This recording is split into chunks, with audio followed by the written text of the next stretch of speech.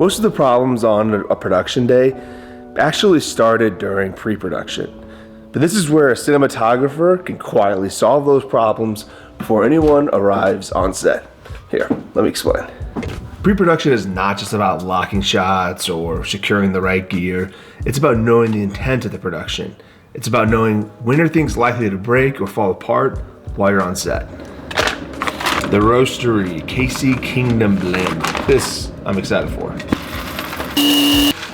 And a major contributor to that breaking on set or falling apart on set is the amount of time. The amount of time a shot takes, or what time of day you should be doing these shots. And a big part of what breaks on set or falls apart is father time. Not just the amount of time a shot takes, it's really when do we take these shots? What time of day, indoor or outdoor? If you're unfamiliar, get yourself a Sunseeker. This will really be a crucial and handy tool when it comes time for pre-production. I relied heavily on this app on one of my shoots not too long ago where we needed the sun to arrive over the edge of the stadium's lip. We were filming at the time head coach of the Tennessee Titans. I believe he is now coach of the Patriots, maybe? We were filming him in a partnership with a hospital, and the whole plan was based around the sun needs to get up over that ridge so that he is backlit, and the rest of our 12x12s and whatnot will be properly in place. Plus our 20x30, I think, overhead. These will all be in the right spots to catch that light, bounce it in, soften it up, and shape the shot that we needed. And on that early morning, it was clear skies. Producer's watching the time of day, looking at his clock. I'm like, dude, we said at this time, it'll be over it. And sure enough, sun was in the right spot, looked great. We got the shot. It was a 2-day shoot, but that one day was all about capturing the coach. And I mean, it was an early call time. It was like a 3 a.m., 4 a.m. call time for a wrap at like 10 a.m. I need some more. It was pretty good. When prep is done well, a set can run smoothly. When it's not, and it's unclear, time is what everyone is fighting for. And as a DP, pre-production is not just about how I make sure everything's gonna look pretty, but it's about how to manage that time so a set can run smoothly. Here, let me explain. Before a shoot, one of the first priorities is understanding the story and its emotional beats and how that works with the shot list. But beyond that, one of the biggest emphasis is father time.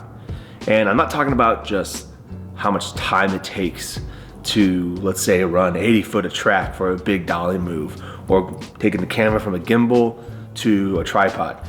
Now that can be quicker if you use Ignite Digi platform. Shout out Ignite Digi. They make an amazing cage that you can go from gimbal to tripod within like seconds. But I'm not just talking about how much time a new setup takes, but I'm really talking about how and when to shoot each scene. And the time of day, it becomes the most important thing as a DP. Not just because how much more flattering light looks in the morning or evening, but how and where a building is shaped and where it's positioned with the sun. So like if you're shooting something where the sun is always behind a building and yet you're needing the front windows to push light through because there's a scene happening just right inside there where the sun will never get in, that's actually sometimes to your great benefit because you're never gonna compete with the sun. So you have full control. Whatever light units you wanna put out that window, you can push light through. Vice versa, if a window was exposed to where the sun's gonna come through, then it's time of day. It's like, hey, the sun's gonna be from here to here, and we've got a 3-hour window to capture this scene where the sun should be coming through these windows. When the sun's coming through the windows, that doesn't mean, oh cool, we don't need to light anything. It just means motivation. It means what can we get away with even easier if the sun is coming through? What does it look like? And as a cinematographer, I'm always leaning on naturalistic lighting regardless, so I want that to feel real. And I think so does with the viewers, especially depending on what type of thing you're shooting. So yeah, time of day becomes one of the absolute most important things. And then how does time of day, work with a script emotionally? That's where you have to get with the director and understand each scene. Not just knowing what coverage is for coverage's sake, but understanding how, if this setup was the talent backlit, how much more emotion that may bring to the set or might distract. So understanding time, whether that's with your Sunseeker app or just knowing how that'll affect a scene, is one of the most important things a cinematographer can do during pre-production, so that when you arrive to set, the day can run smoothly and you're not constantly saying, hey, if we don't get this with this amount of time, we gotta cut this shot. And we already talked about this before, but I'm not in the business of cutting shots. A good rule of thumb is to work with the sun and not against it. If you plan your day around how light behaves, it's gonna make the set run a whole lot smoother.